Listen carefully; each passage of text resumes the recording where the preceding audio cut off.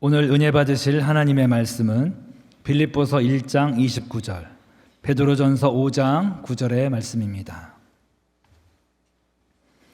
빌립보서 1장 29절, 베드로전서 5장 9절 말씀을 다 같이 봉독하겠습니다. 그리스도를 위하여 너희에게 은혜를 주신 것은 다만 그를 믿을 뿐 아니라 또한 그를 위하여 고난도 받게 하려 하심이라.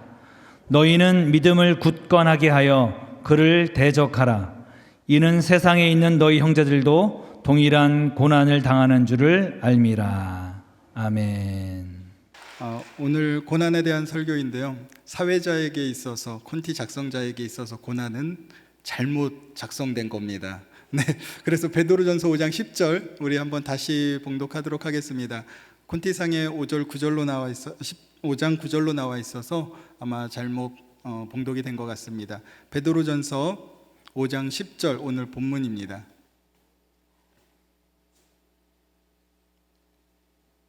네, 베드로전서 5장 10절 우리 같이 한 목소리로 봉독하겠습니다.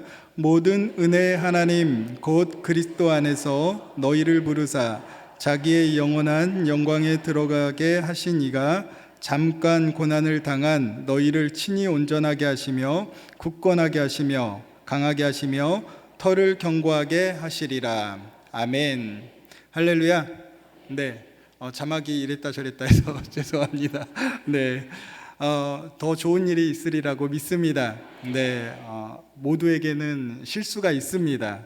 하지만 그 실수가 그리스도 예수 안에서는 전화위복이 되고 더 좋은 결과로 나타나게 될 줄로 믿습니다. 하나님께서 5장 10절 말씀 제가 준비를 했는데 더 한 절을 하나님께서 봉독하도록 원하셨던 것 같습니다. 저는 오늘 본문 말씀을 통해서 그리스도인에게 고난이라는 제목으로 함께 은혜를 나누고자 합니다. 따라 말씀하시겠습니다. 그리스도인에게 고난이란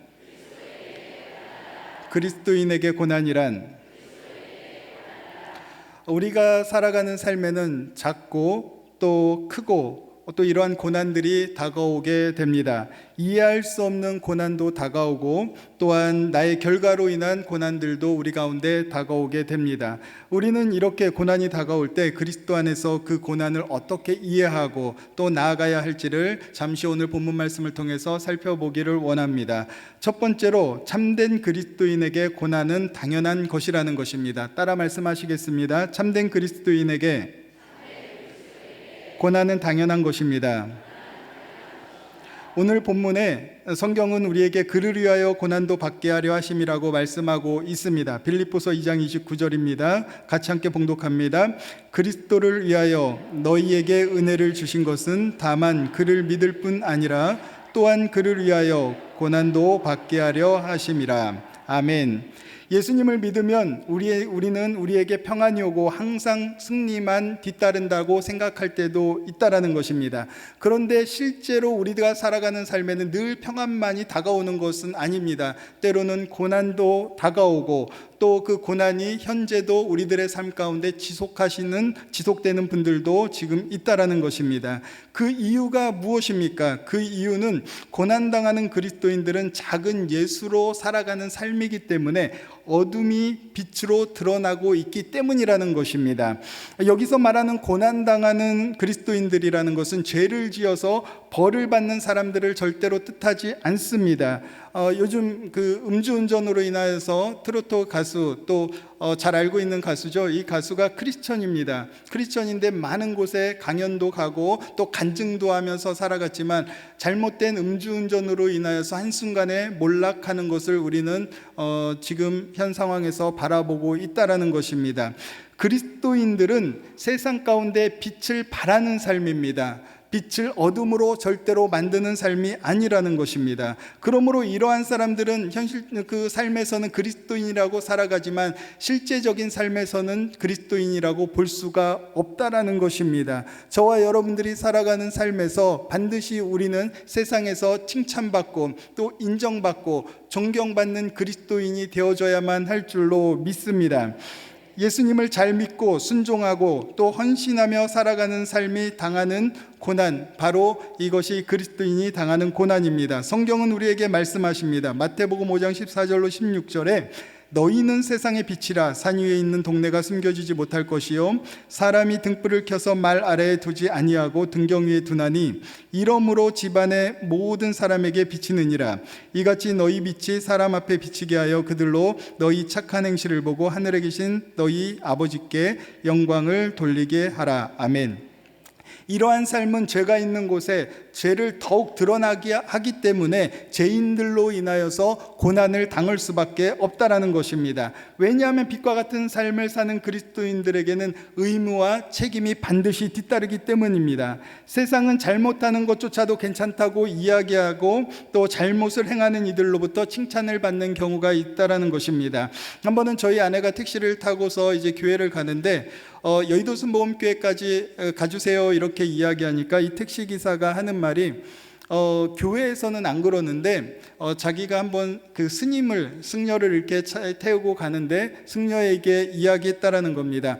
제가 담배를 못 끊어서 담배를 피고 있는데 담배를 피는 게 괜찮습니까? 이렇게 이제 그 택시 운전기사님께서 이 승려분에게 이렇게 물었는데 이 승려가 하는 말이 무엇이냐면 괜찮습니다. 오히려 좋은 겁니다. 담배를 피는 것이 스트레스를 안 받게 하는 것이라면 오히려 담배를 더욱 피십시오 라고 해서 칭찬했다라는 것입니다. 그러니까 이 택시기사가 말하면서 교회는 안 그러는데 이렇게 불교나 다른 곳에서는 이렇게 좋은 이야기들을 많이 해준다고 오히려 칭찬하면서 교회 다니는 사람을 좀 내려 흉보는 그러한 상황을 겪었다라고 저에게 한번 이야기를 한 적이 있습니다. 이것이 결코 좋은 것이 아니라는 것입니다. 잘못된 것은 잘못됐다라고 이야기할 수 있는 그리스도인들이 되어져야만 하는 것입니다. 그런데 요즘 많은 곳에서 우리가 잘못된 것을 잘못된 것이라고 말하지 못하는 경우도 너무 많이 있다라는 것입니다. 믿음의 자녀들이 가서는 안 되는 곳에서 해서는 안 되는 일에서 인정받고 즐겨 초청받는 삶이라면 심각하게 고려해봐야 할 우리들의 모습이라는 것을 저와 여러분들은 반드시 기억을 해야만 하는 것입니다. 회사에서 술 마시는데 우리 괜찮습니다. 전화 받으십시오. 네. 그 술 마시는 회식 장소에서 우리 성도님들 이곳에 안 계시겠지만 예수 믿는 사람들이 있는데 당신이 이곳에 빠진다면 술맛이 나지 않아 당신이 반드시 와야 돼 해가지고 이렇게 인정받고 초청받는 그리스도인이라면 우리들의 삶이 다시 한번 우리들의 삶을 생각해 봐야만 하는 것입니다. 또 사람을 속이는 곳에 우리들의 삶이 거하고 있다면 우리는 한 번 더 자신의 삶을 생각해 봐야만 할 줄로 믿습니다. 그러면 목사님 왜 악인들이 잘 되고 우리는 안 되는 것처럼 보입니까? 라고 말할 수도 있다라는 겁니다. 그 이유는 어차피 지옥 갈 사람들은 사탄이 건드리지 않기 때문입니다. 천국에 갈 사람들만 사탄이 건드리기 때문에 하나님의 자녀들은 당연히 고난을 당할 수밖에 없다라는 것입니다. 그들은 자신이 교만하여져서 결코 멸망의 길로 들어가는 것을 알지 못하고 나중은 멸망의 길에서 결국은 고통을 당하게 된다라는 겁니다. 시편 73편 12절에 보면 볼지어다 이들은 악인들이라도 항상 평안하고 재물은 더욱 불어나도다 이렇게 말씀하고 있습니다. 그러나 성경은 우리 가운데 말씀하는 것이 있습니다. 잠언서 24장 1절 말씀입니다. 우리 같이 한 목소리로 봉독합니다. 너는 악인의 형통함을 부러워하지 말며 그와 함께 있으려고 하지도 말지어다. 왜 그렇습니까? 그들은 그가 한 행위로 말미암아 반드시 보응을 받게 되어져 있기 때문입니다. 그들의 잘못은 그들의 잘못으로 말미암아 하나님께서 그들의 삶의 앞길에 반드시 걸려 넘어질 수밖에 없는 그 길로 가니까 반드시 무너질 수밖에 없다는 것을 저와 여러분들은 잊지 말고 살아야만 할 줄로 믿습니다. 한 번은 제가 군에 있을 때 제가 그 군생활 군대 안 갔다 온 것 같이 생겼잖아요. 네, 그렇죠. 네, 군대 갔다 왔습니다. 네, 군대 갔다 왔고 제대도 병장으로 제대도 잘 했습니다. 네, 군대에서 제가 인천에 있는 부대로 이렇게 가게 되었는데 그 인천에 있는 모 부대는 너무 편한 부대였습니다. 그 부대의 별명이 뭐였냐면 환상의 모모사 네, 파라다이스 부대라고 불리는 네, 부대였습니다. 그래서 상공역 보충대에서 그 부대로 갈 때 그 운전기사가 너희들은 정말 좋은 데로 간다 이렇게 이야기하면서 너희들은 정말 잘 됐다고 이렇게 이야기를 들었는데, 막상 그 군대에 가서 자대 배치 받고 보니까 문제는 뭐냐면 편하다 보니까 제일 많은 게 뭔 것 같아요? 편하다 보니까 괴롭히는 일이 제일 많다라는 겁니다. 괜히 쓸데없이 때리고, 네, 불려가서 맞고 있고, 그리고 밤에 자다 보면은 베개가 날아다니고 있고 막 이런 일들을 겪게 되었습니다.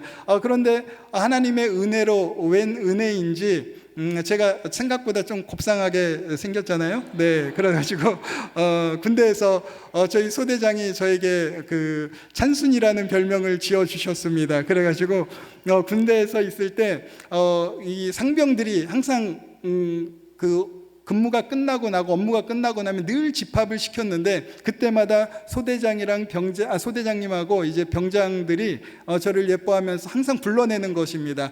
찬순아 커피 타와, 뭐 해와, 이렇게 하면서 항상 그 구타의 현장에서 저를 빼주었다는 겁니다. 근데 문제는 무엇이냐면 이 병장이 뭐 만년 병장이 될 수가 없지 않습니까? 몇 개월 있으면 제대를 하기 때문에 너무 열이 받은 상병이 저에게 와서 협박을 한 겁니다. 너가 언제까지 저 병장들의 사랑을 받을 것 같고 네가 피할 수 있을 것 같으냐? 조금만 기다려라. 쟤도 언젠간 제대하고 나면은 너는 그때 두고 보자. 저에게 이렇게 이야기를 하는 것입니다. 제가 얼마나 이 여린 가슴에 놀랬겠습니까? 그래서 하나님, 주님밖에 없습니다 이렇게 기도하면서 이렇게 시간이 흘러가는 것이 너무나도 끔찍한 그런 시간이었는데, 하나님 앞에 기도했습니다. 하나님, 이 문제가 있는 곳에 해결함을 주시고 제가 이 문제 가운데서 벗어날 수 있도록 도와달라고 이렇게 기도했습니다. 그 중에서 악랄한 고참들이 있었습니다. 한 명의 악랄한 고참은 굉장히 아이들을 그 군인들을, 부하들을 워커팔로 때리면서 엄청나게 고통을 준 사람이었는데, 훈련을 나갔는데 그 텐트에서 나오지를 못하는 겁니다. 그래서 며칠을 못 나와서 왜 그런가 이렇게 봤더니 갑자기 급성 당뇨에 걸려가지고 그 80kg나 됐던 그 거구가 60kg, 50kg 막 이렇게 쭉쭉 3일 만에 빠지면서 그 다음 주에 바로 의가사 제대를 하게 되더라고요. 그래서 한 사람은 사라져 버렸습니다. 네.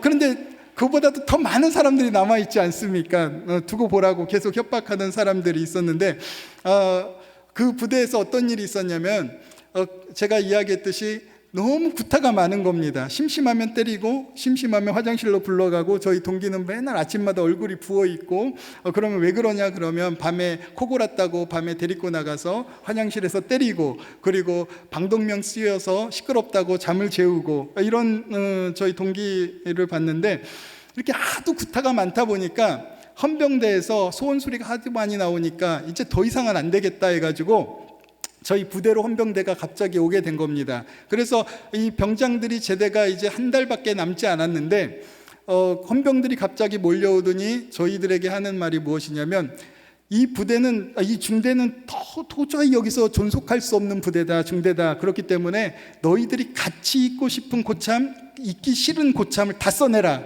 다 써낸 겁니다. 네, 다 써냈어요. 그러고 나니까 이 중대가 해체되잖아요. 근데 그냥 해체가 되는 게 아니라 악랄하게 부하들을 때리던, 2등병, 1병들을 막 때리던 그 정말 더 악랄한 고참이 있었는데, 이 고참이 군대에서 제일 하기 싫은 게 뭡니까? 유격입니다. 그렇죠? 저희 부대가 이 해체가 될 즈음에 유격을 떠나게 되었습니다. 유격을 떠나게 되었는데, 유격을 떠나서 이제 돌아왔는데 이 고참이 그 소원수리에 제일 많이 때렸다라고 하니까 영창을 또 2주간을 보낸 겁니다. 영창을 2주간을 보내고 딱 나왔는데, 이 중대가 해체되면서 다른 데로 분류가 됐는데 이 고참 병장이 제대가 딱 2주 남았습니다. 그 영창 갔다 오고 나니까. 근데 2주 남았는데 다른 부대로 대대로 이제 그쪽으로 해체돼서 가게 되었는데, 그 부대가 그날 2주간 유격을 떠나는 날이었습니다. 그러니까 유격 갔다가 영창 갔다가 유격 갔다가 제대하는 겁니다. 그러니까 이 고참이 가면서 그 군장을 싸면서 나가면서 울면서 가더라고요. 내가 무슨 잘못을 했다고 왜 나한테 이런 고통을 주냐고 하면서 울면서 나가는데, 자신이 알죠. 자신이 어떤 잘못을 했는지. 세상에서 악랄한 사람들도 이런 고난을 받습니다. 그들은 고통이죠. 벌을 받는 거죠. 우리 그리스도인들도 마찬가지입니다. 그리스도 예수 안에서 우리는 잘 살아야만 합니다. 착하게 살아야만 합니다. 믿음의 자녀들로서 칭찬받는 삶을 반드시 살아야만 할 줄로 믿습니다. 그러므로 사랑하는 성도 여러분, 우리가 참된 그리스도인으로 살아간다면 고난도 함께 따라오는 것을 잊지 마시기 바랍니다. 우리가 잘 살고 있기 때문입니다. 그리고 그 고난을 통해서 우리는 우리가 생각하는 그 이상으로 주님의 은혜를 받는 축복이 있다는 것을 잊지 마시길 예수님의 이름으로 축원을 드립니다.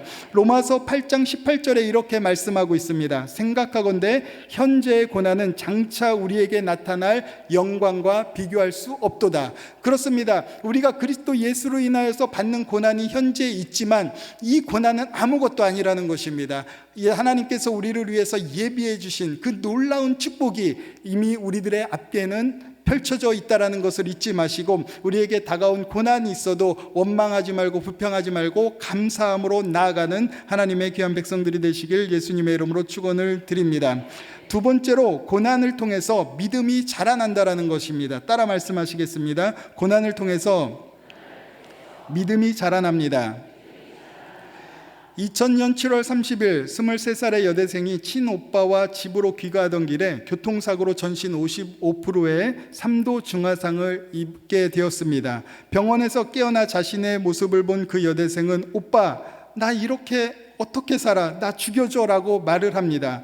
그리고 지금까지도 계속해서 이식 수술을 계속하고 있습니다. 그는 우리가 잘 아는 이지선 자매입니다. 그는 퇴원 이후 미국에서 사회복지학 박사학위를 받고 현재는 이화여대 사회복지학과 교수로 활동하고 재직 중에 있으며, 많은 강연을 통해서 고난당하는 이들에게 희망을 주는 삶을 살고 있습니다. 이지선 교수가 이렇게 말을 합니다. 이제는 다시 예뻤던 이전의 모습으로 돌아가고 싶지 않다. 나는 사고를 당한 것이 아니라 사고를 만난 것이다. 더 하나님을 의지하고 살아갈 희망이 생겼다. 이지선 교수가 이렇게 말한 이유가 무엇입니까? 고난을 통해서 진짜 예수님을 만났기 때문입니다. 고난받기 전에는 예수님을 아는 것으로 그쳤지만 고난당한 이후에는 예수님을 만나게 된 것입니다.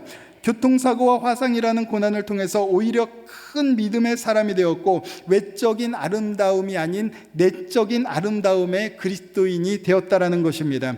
그래서 오늘 본문은 이렇게 말씀하는 것입니다. 베드로전서 5장 10절입니다. 모든 은혜 하나님 곧 그리스도 안에서 너희를 부르사 자기의 영원한 영광에 들어가신 이가 이같이 잠깐 고난을 당한 너희를 친히 온전하게 하시며 굳건하게 하시며 강하게 하시며 터를 견고하게 하시리라, 이렇게 말씀하고 있습니다.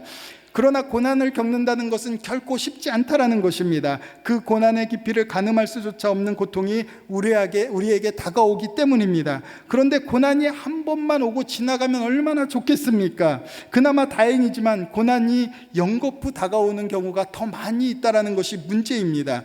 성경에서 고난받는 대표적인 인물을 말한다면 우리는 욥을 말할 수 있을 것입니다. 욥의 고난은 인간으로서는 도저히 견디어낼 수 없는 고통을 당하고 있었습니다. 그가 당한 고난은 자녀들의 죽음과 아내에게 버림받고 친구들에게 정죄를 당하며 몸에는 말할 수 없는 피부병으로 고통을 당하였기 때문입니다. 욥이 자신에게 닥친 시련이 결코 죄의 결과가 아닌 하나님께서 자신을 연단하여 더욱 하나님의 사람으로 만들어주는 과정이라는 걸 믿었기 때문에 이렇게 고백할 수 있었던 것입니다. 욥기 23장 10절에 그러나 내가 가는 길을 그가 아시나니 그가 나를 단련하신 후에는 내가 숨군같이 되어 나오리다. 그 힘든 많은 고통이 그의 삶에 연거푸 다가왔지만, 그러나 그것이 결코 나의 잘못이 아니라 하나님께서 나를 연단시키시고 이전보다도 더 나은 하나님의 사람으로 만들기 위한 하나님의 연단 과정이라는 것을 믿었기 때문에 그는 이 믿음의 고백을 할 수 있었고, 이 믿음의 고백을 통하여서 그의 삶이 이전보다도 7갑절의 하나님의 복을 받아 누릴 수 있었던 것입니다. 그러므로 고난은 한 번 다가온다라고 생각하지 마십시오. 고난은 우리가 생각했던 것보다 더 많이 다가올 수도 있다라는 것입니다. 저도 마찬가지입니다. 하나님의 종으로 부름받으면서 암 수술을 했습니다. 한 번, 두 번, 세 번 했지만 이 세 번으로 끝난 것이 아닙니다. 세 번 이후에 제가 세 번째 수술을 하고 나서 너무 몸이 안 좋아가지고 병가를 내고 사역을 잠깐 내려놓고 이제 쉬게 되었습니다. 그리고 병가가 하는 중에 이제 어느 정도 회복되었겠다 싶어서 이제 복귀하기로 다시 생각하고 이제 부모님 댁에서 이제 다시 올라와서 12월 24일입니다. 올라오면서 이제 서울로 올라오는 길에 저희 아이들을 태우고 이제 서울로 올라오는데 그날 갑자기 눈이 펑펑 내리기 시작을 하는 겁니다. 2009년 12월 24일인데 잊지 못합니다. 그런데 그때 갑자기 내리막길에서 차가 미끄러지더니 2m 낭떠러지로 차가 뒤집어져서 떨어지는 겁니다. 그리고 그 이후에 저희 차 안에는 저희 꼬맹이 3살짜리 하나, 2살짜리 하나애고 또 1살짜리 하나애가 있었고, 그리고 뱃속에는 만삭된 아기가 있었는데 이제 그 차가 뒤집어져서 이제 더 이상 어떻게 할 수 없는 상황에서 혼자 기어 나와가지고 빨리 차를 좀 레카차 좀 불러주고 경찰차 좀 불러달라고 이렇게 지나가는 사람들에게 이야기했는데, 지나가는 사람들이 이제 다 죽었다, 저 사람들은 다 죽었다, 이제 끝났다, 이렇게. 제가 그 차 주인인지는 모르고 저 안에 분명히 죽었다 했는데 갑자기 거기서 3살, 2살짜리 한 마리가 이렇게 기어 나오더니 또 1살짜리가 또 기어 나오더니 마지막에는 이제 만삭된 여인이 또 기어 나오는 이런 하나님의 은혜입니다. 근데 여기서 끝난 것이 아닙니다. 고난이 여기서 끝난 것이 아니라 이제 만삭이 됐으니까 그 다음 서울에 올라와서 1월 5일 날 저희 셋째가 태어났는데, 제가 몸이 약하다 보니까 자주 이렇게 쓰러지는 현상들이 발생을 했어요. 그래서 자주 기절을 해가지고 하도 많이 기절하다 보니까 이제 제가 기절을 할 때를 알아가지고 자리를 피하고 또 기절을 잠깐 넘어갈 수 있는 또 하나님의 은혜를 또 스킬도 배우게 되었습니다. 그래서 이제는 웬만하면 쓰러지지 않고 잘 버티다가 일어납니다.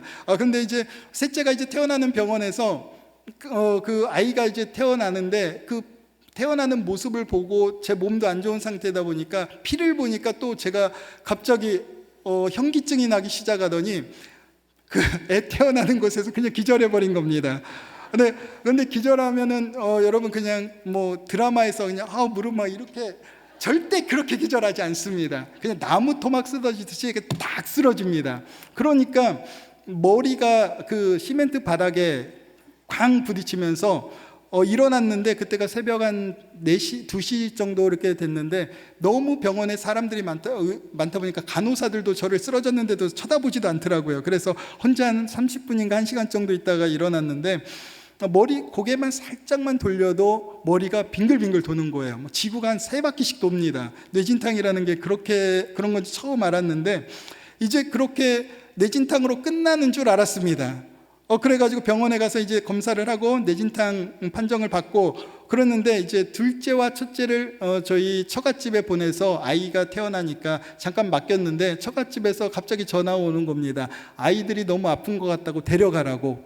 그래서 노원구에 있는 저희 처갓집에 가서 아이들을 보니까 귀에서 고름이 막 흘러나오고 있는 거예요. 그때 아마 추운 24일 날 그때 밖에서 덜덜 떨다 보니까 아마 중이염에 걸린 것 같은데, 그 아이들을 안고서 머리는 빙글빙글 도는데 핸들을 손을 잡고 무식했죠.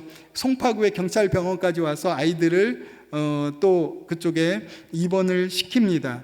그것으로 고난이 끝나는 게 아니더라고요. 고난은 또 다가오는 것이 무엇이냐면 아이들이 너무 아프다 보니까 저를 어디를 가지를 못하게 하는 겁니다. 그래서 3일 동안 화장실을 못 갔습니다. 아이들이 계속 붙잡고 있다 보니까. 근데 3일 후에 저희 누나가 이렇게 도시락을 싸갖고 와서 저에게 먹으라고 이렇게 줬는데, 누나가 아이들을 보는데 그 대합실 가가지고 그 밥에 넘어가지가 않아서 찬물을 이렇게 말았는데 그렇게 하염없이 울어본 적은 처음인 것 같습니다. 다 큰 어른이 대합실에서 병실 앞에서 눈물을 흘리면서 엉엉 소리내면서 너무 힘드니까 고난이 겹치고 겹치니까 감당할 수 없는 이 중압감이 다가오면서 그냥 하염없이 하나님 왜 이래야만 합니까? 왜 이런 일들을 저에게 허락하십니까? 이렇게 하나님 앞에 눈물을 흘리면서 엉엉 울어본 적이 있습니다. 그렇지만 이 순간이 지나고 나니까 그때 제 믿음이 더 자라나 있고, 그리고 저희 가족들은 더 하나 되어져 있고 그 안에서 하나님이 기뻐하시는 일들이 생겨졌다라는 것입니다. 시간이 짧아서 말씀은 못 드리겠지만 어찌되었던 그 어려운 순간이 있었지만 그 어려운 순간은 저를 절망으로 내려놓는 것이 아니라 오히려 하나님을 더 의지하게 만들었고 하나님을 더 만나는 그러한 축복의 시간이었다라는 것입니다. 그래서 시편 119편 71편에 고난당한 것이 내게 유익이라 이로 말미암아 내가 주의 율례들을 배웠나이다, 이렇게 성경은 말씀하고 있습니다. 아무리 큰 죽을 것 같은 고난이 우리 가운데 다가와도, 그리스도인들에게 다가와도 그 고난은 우리들을 절망으로 넘어뜨리는 것이 아니라 오히려 우리들을 더 세워주고 더 믿음 안에서 견고하게 만드는 하나님의 축복이라는 것을 잊지 마시길 주님의 이름으로 축원을 드립니다. 그래서 그리스도인은 아무리 큰 고난이 와도 그 얼굴에 근심함이 있는 것이 아니라 오히려 기쁨이 있고 감사가 생겨지는 것입니다. 한 번은 제가 첫 번째 대교구에서 이제 사역을 했을 때 그 대교구 성도님이 있었습니다. 이분은 그 세탁소를 운영하는 성도님이었는데 하루는 그분이 교통사고가 나가지고 온몸이 다 완전히 만신창이가 되었습니다. 만신창이가 되어서 몸이 간신히 회복됐는데 더 이상 세탁소를 운영할 수 없는 그런 상황이었습니다. 그래서 지역장님께서 저에게 신방을 가달라고 해가지고 그 집에 이제 신방을 가게 되었는데, 저는 거기가 연희동이었기 때문에, 여러분 연희동 하면은 얼마나, 제가 가봤더니 연희동에는 마당이 있더라고요. 집에 마당이 있고 그리고 경찰들이 막 서 있어요. 왜냐하면 전두환 전 대통령도 있고 막 있다 보니까 거기는 보안도 굉장히 좋고 굉장히 큰 집들이 많습니다. 그래서 연희동이라고 하면 다 그런 데인 줄 알았더니 이분 집에 갔는데 세상에 웬걸 한 2평도 안 되는 그곳에 방도 없습니다. 그냥 세탁소 운영하던 그곳에 그냥 마루 같은 곳에 다 큰 성인 아들, 약간 좀 부족한 듯한 그런 아들이라서 결혼도 못하고 직장도 없고 아무것도 없는데 이 엄마와 이 성도님과 아들이 2명이 살고 있었다라는 것입니다. 너무 가슴이 아팠습니다. 어떻게 이런 삶을 살 수가 있을까? 나는 도저히 살 수 없을 텐데라고 기도하고 신방을 하고 왔는데, 몇 년, 2년 정도 지난 후에 본교에서 이렇게 서점 앞을 새벽 기도가 끝나면서 철야 때 이렇게 지나가는데 그 성도님을 우연히 보게 되었습니다. 그 성도님을 우연히 보게 되었는데 그 성도님이 뭐라고 저에게 이야기하냐면, 목사님, 저희 아들과 함께 매일마다 목사님과 목사님 가정 위해서 늘 기도하고 있어요, 이렇게 이야기하는 겁니다. 제가 그때 큰 충격을 받았습니다. 기도를 받아야 될 수는 그분이고, 그분이 긍휼함을 얻어야만 하는 그분인데도 불구하고 그렇게 말하는 그분의 얼굴에는 행복함이 있었다라는 것입니다. 오히려 감사함이 있었고, 오히려 저는 모든 것을 다 누리고 살고 있음에도 불구하고 제 얼굴에 더 근심이 있었다는 것에서 굉장히 좀 하나님 앞에 죄스러움이 있었는데요. 그러하기에 고난이 아무리 삶에 있어도 고난이 그를 무너뜨리는 것이 아니라 오히려 고난이 변하여 감사가 되어지고 그 삶에 기쁨이 넘쳐나고 행복한 얼굴을 소유할 수 있게 되었던 것입니다. 여러분들, 고난이 있다고 다 절망이 아니라는 것입니다. 그리스도인들에게 있어서는 고난은 행복으로 바뀔 수 있는 하나님의 또 다른 은혜가 있다라는 것입니다. 그래서 이러한 찬양이 있지 않습니까? 화려하지 않아도 정결하게 사는 삶, 가진 것이 적어도 감사하며 사는 삶, 내게 주신 작은 힘 나눠주며 사는 삶, 이것이 나의 삶의 행복이라오. 우리 한번 같이 찬양해 보도록 하겠습니다. 화려하지 않아도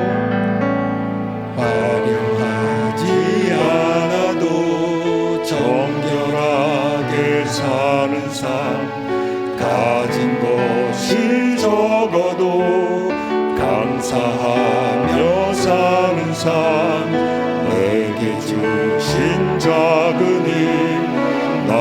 나눠주며 사는 삶, 이것이 나의 삶의 행복이라오.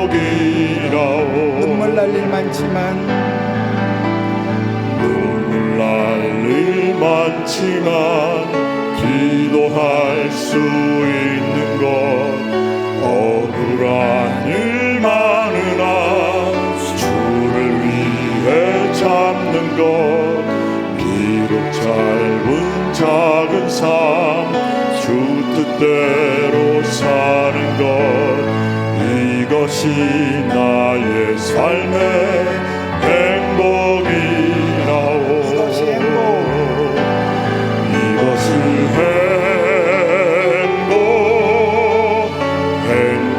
행복이라오. 세상은 알 수 없는 하나님 선물, 이것이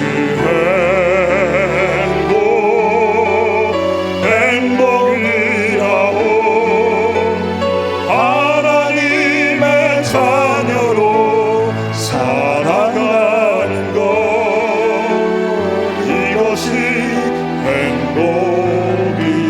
행복이라오. 그렇습니다. 눈물 날 일 많지만 기도할 수 있는 것, 억울한 일 많으나 주를 위해 참는 것, 비록 짧은 작은 삶 주 뜻대로 사는 것, 이것이 나의 삶의 행복이라오. 세상이 줄 수 없는 하나님의 선물, 아무리 많은 고난이 있고 아무리 많은 어려움이 있어도, 그러나 그 고난 뒤에 숨겨진 하나님의 기쁨이 있고 감사가 있고 행복이 있다라는 것입니다. 그러므로 하나님의 자녀들은 어떠한 상황에서도 절대로 슬퍼하는 일이 없고 절대로 절망하는 일이 없다라는 것입니다. 그래서 의인은 7번 넘어져도 다시 일어나는 것입니다. 넘어져도 절대로 엎드려지지 않는 것입니다. 이것이 하나님의 자녀의 특권이라는 것입니다. 오늘을 살아가는 우리들의 삶에 어떠한 고난이 있습니까? 어떠한 역경들이 있습니까? 그러나 주님만을 바라보십시오. 하나님을 바라보면은 우리는 그 고난 뒤에 하나님이 우리 가운데 함께 하신다는 것을 바라보게 되어지고, 그 고난을 통하여서 우리의 삶에는 더 큰 감사와 더 큰 은혜가 넘쳐나게 될 줄로 믿습니다. 마지막 세 번째는 고난을 통해서 인격의 성숙을 이룬다는 것입니다. 따라 말씀하시겠습니다. 고난을 통해 인격의 성숙을 이룹니다. 하나님이 제일 싫어하는 사람이 누구일까요? 교만하는 사람입니다. 바로 오만한 사람입니다. 국어사전에 보면 교만의 뜻은 잘난 체하는 태도로 겸손함이 없이 건방짐을 말합니다. 오만도 이 비슷합니다. 태도나 행동 따위가 방자하고 건방짐을 뜻하고 있습니다. 이러한 사람은 결코 하나님을 알지 못하고 하나님을 만나지 못한 사람이라는 것입니다. 왜냐하면 예수님의 성품이 이렇기 때문입니다. 마태복음 11장 29절에 이렇게 말씀하고 있습니다. 나는 마음이 온유하고 겸손하니 나의 멍에를 메고 내게 배우라. 그리하면 너희 마음이 쉼을 얻으리니. 그렇습니다. 이것이 예수님의 마음이라는 것입니다. 온유한 마음, 겸손한 마음. 우리가 이 온유한 마음과 겸손한 마음을 갖고 살아야만 할 줄로 믿습니다.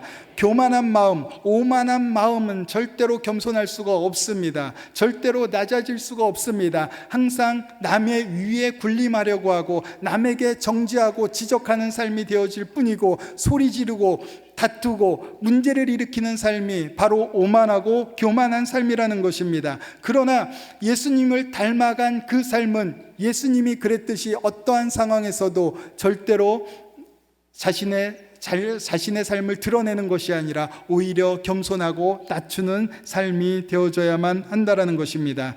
주님의 마음으로 우리의 이웃을 내 몸과 같이 사랑하라는 하나님의 말씀을 따르는 것이 아니라 날카로움과 내 뜻과 고집만을 가지고 살아간다면 우리는 어떠한 자리에서도 그리스도의 향기로운 삶이 되지 못할 것입니다.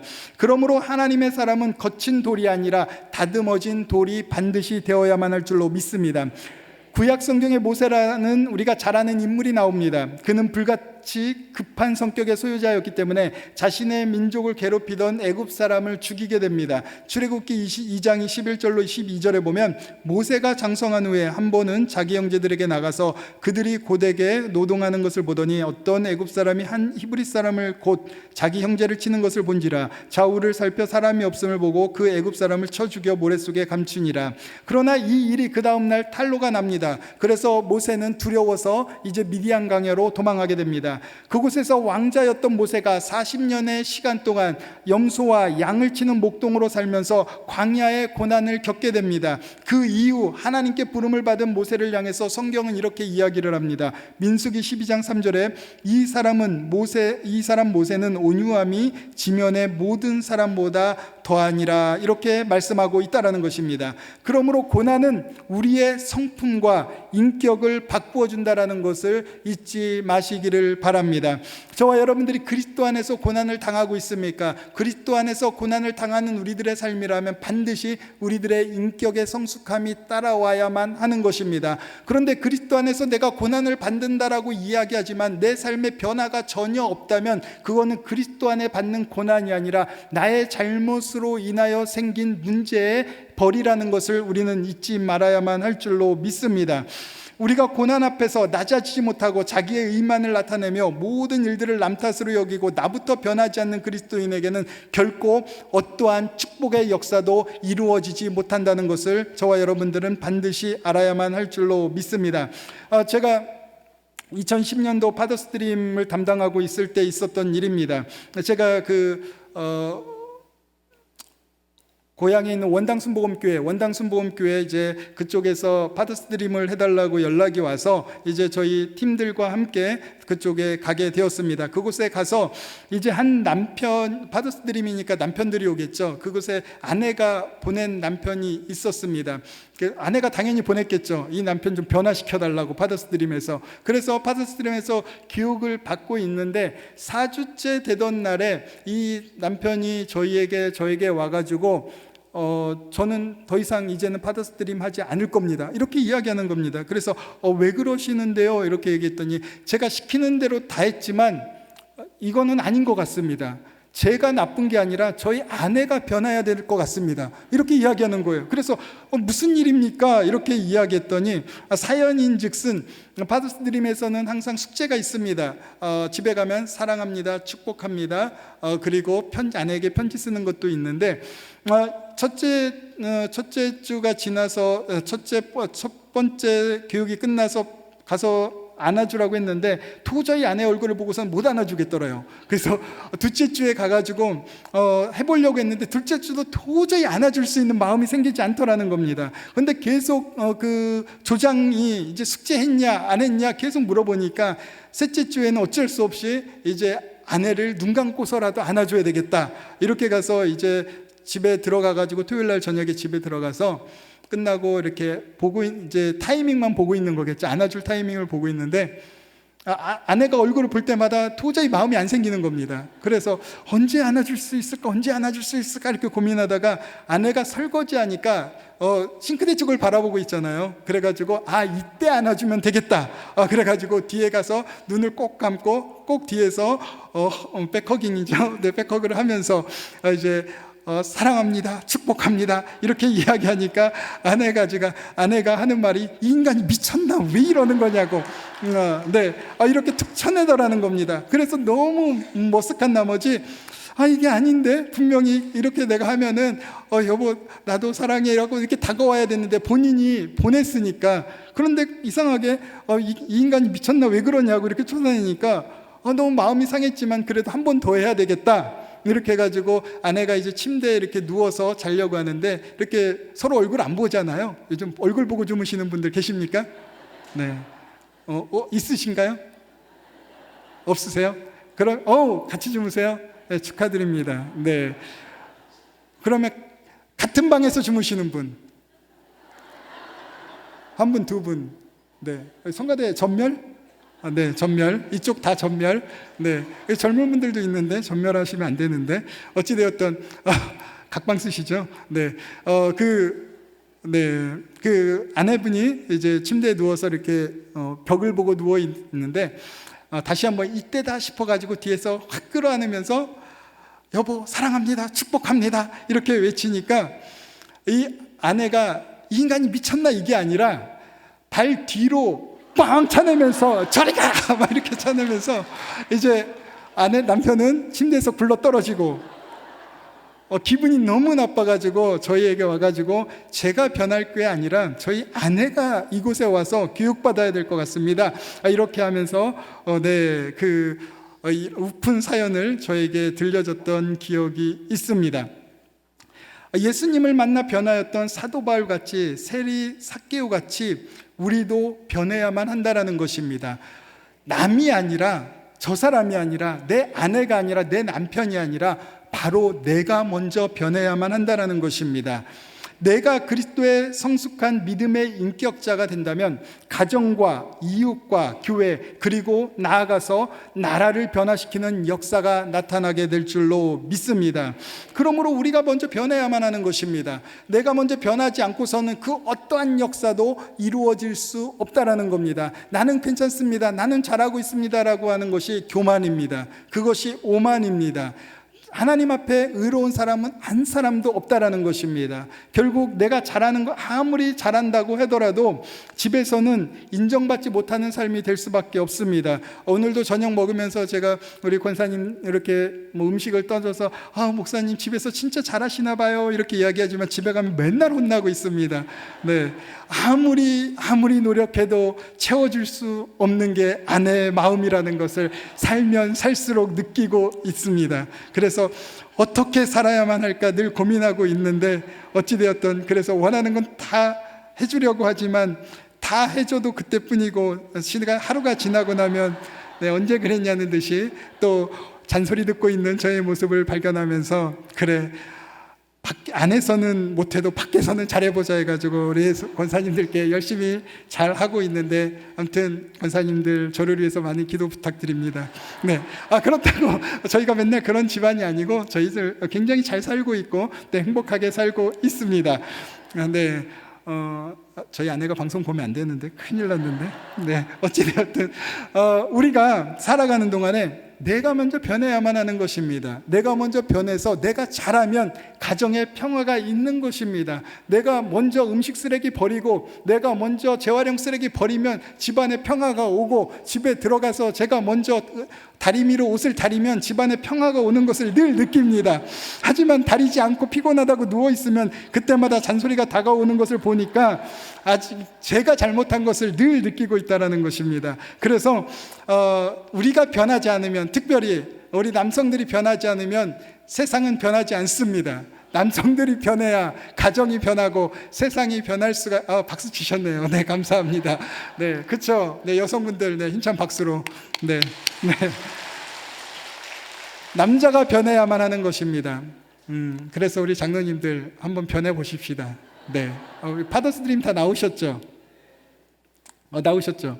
네, 파더스 드림은 한 달 갑니다. 네, 그렇기 때문에 계속해서 그 삶을 살아가야만 할 줄로 믿습니다. 오늘부터 남성들은 집에 가셔서 네, 음식 쓰레기 버리시고 재활용 쓰레기 주일마다 집에 가시면 버려주시고 네, 아내가 무엇을 원하시는지 먼저 발견하셔서 미리 앞서 나가는 남성들이 됨으로 말미암아 잘했다 칭찬받는 그리스도의 남성들이 되시길 주님의 이름으로 축원을 드립니다. 네. 그리스도인들에게 있어 고난은 시련은 결코 나쁜 것이 아니라는 것입니다. 고난을 통하여 확실한 믿음의 사람이 되어지고 그 믿음의 삶은 그동안 우리가 살아보지 못했던 미래를 반드시 만들어 줄 것입니다. 또한 다가온 그리고 다가올 고난에 대해 고통스러워하는 것이 아니라 믿음의 선포를 통해서 물리칠 수 있는 힘을 얻게 되어지게 된다라는 것입니다. 사도 바울을 보십시오. 사도 바울이 수많은 고난을 당했고 그 죽음의 순간에 로마의 감옥에 있을 때 그가 고난 가운데 있었지만 그가 외치는 것이 무엇입니까? 고린도전서 15장 55절로 57절입니다. 사망아 너의 승리가 어디 있느냐? 사망아 내가 쏘는 것이 어디 있느냐? 사망이 쏘는 것은 죄요 죄의 권능은 율법이라. 우리 주 예수 그리스도로 말미암아 우리에게 승리를 주시는 하나님께 감사한다라고 고백하고 있다라는 것입니다. 그가 고난을 당한 이후에 그의 삶의 입술에는 선포의 능력이 나타났다라는 것입니다. 그러므로 우리가 당하는 고난이 있지만 그 고난을 통해서 우리의 믿음이 자라나고 우리들의 삶의 변화가 일어나면서 우리는 이제 그 고난을 향하여 선포할 수 있는 하나님의 놀라운 특권을 갖게 되어지게 된다라는 것입니다. 아무리 힘들고 어려운 일이 닥친다 하여도 참고 인내하고 견디면 예수님은 우리에게 놀라운 승리를 가져다 줄 것입니다. 고난을 통하여 우리에게 놀라운 변화를 주실 것을 기대하면 오늘 이 밤에 성령의 놀라운 역사가 우리에게 나타날 것입니다. 예수님이 우리와 함께 하셔서 끝까지 이기고 승리하도록 힘주시고 붙들어 주실 것입니다. 이러한 축복의 주인공들이 다 되시기를 예수님의 이름으로 축원을 드립니다. 우리 한번 찬양하겠습니다. 왜 나만 겪는 고난이냐고.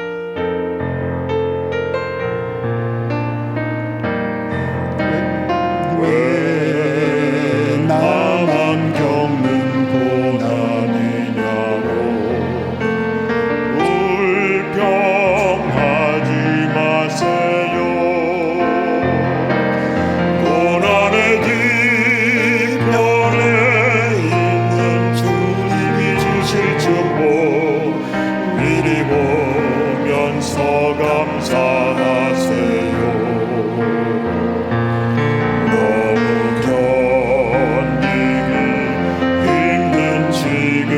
순간에도 주님이 일하고 계시잖아요.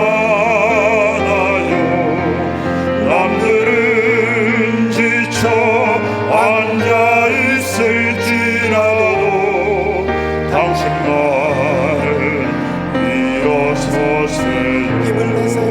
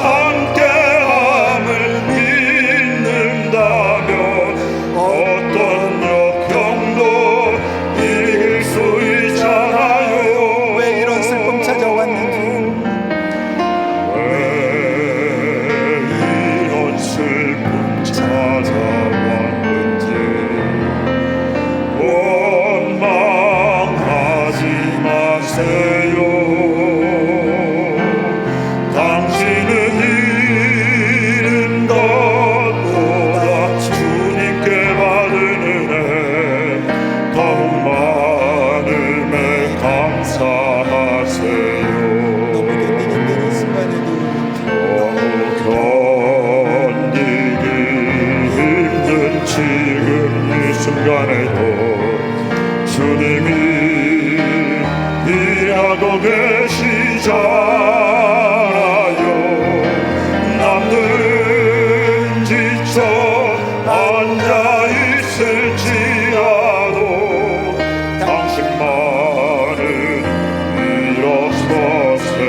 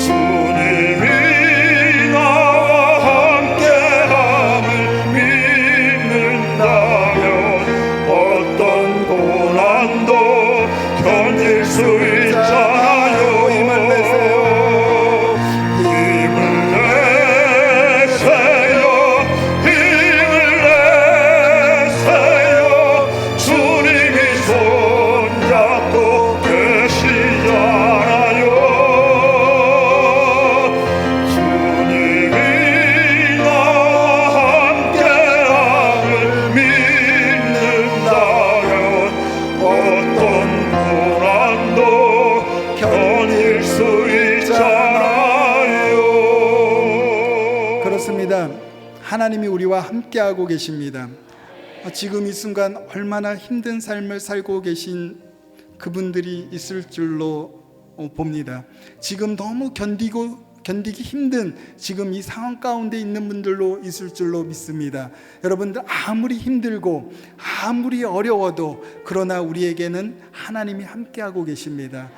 결국 이 고난이 또 이 역경이 지나간 후에, 욥의 고난이 지나간 후에 하나님의 그 은혜를 체험했던 것처럼, 또 부족한 종이 그 많은 고난이 있어도 하나님의 결국은 은혜를 체험했던 것처럼, 그것이 욥과 저와 성경에 나온 인물들만의 이야기가 아니라 바로 여러분들의 이야기가 된다라는 것입니다. 여러분들 힘내십시오. 여러분들 어떠한 여건과 어떠한 고난이 다가와도 하나님의 손을 꼭 붙잡으시기 바랍니다. 그러면 하나님께서 우리와 함께 하심으로 모든 것을 이길 수 있는 하나님의 놀라운 은혜를 더하여 주실 줄로 믿습니다. 이러한 하나님의 믿음의 주인공들이 다 되시기를 예수님의 이름으로 다시 한번 축원을 드립니다. 기도하겠습니다. 하나님 아버지, 우리가 살아가는 삶, 예수님을 믿고 살아가는데 너무나도 힘들고 어려울 때가 많이 있습니다. 그러나 우리가 아는 것은 그럼에도 불구하고 하나님은 우리와 함께하고 계신다는 것입니다. 하나님, 오늘 우리들의 삶에 계신 그 하나님의 손을 붙잡고 어떠한 환경에 어려움이 있어도 그 고난을 뛰어넘고 하나님의 놀라운 은혜 가운데 반드시 하나님이 기뻐하시는 삶으로 나아가는 믿음의 주인공들이 다 될 수 있도록 하나님 축복하여 주시옵소서. 예수님의 이름으로 간절히 기도드리옵나이다. 아멘.